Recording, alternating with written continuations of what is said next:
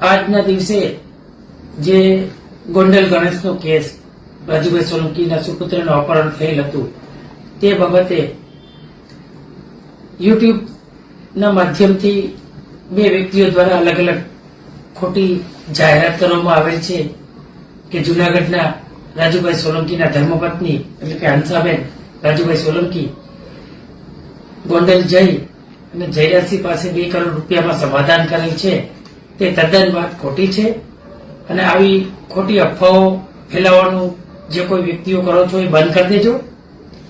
ના છૂટકે અમારે આપની સામે પણ કાયદાકીય કાર્યવાહી મુજબ ફોજદારી કેસ નોંધાવવો પડશે.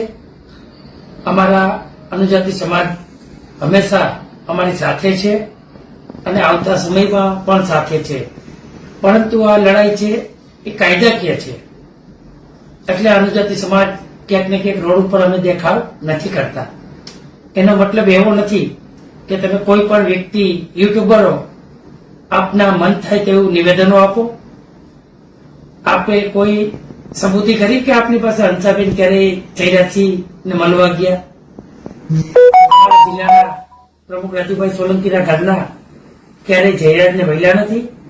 2 કરોડ રૂપિયામાં સમાધાન થઈ ગયું તે વાત ખોટી તમારી કરવાની બંધ કરી દેજો. ના છૂટકે આપની સામે કાયદેસરની કાર્યવાહી અમારે કરવી જોશે.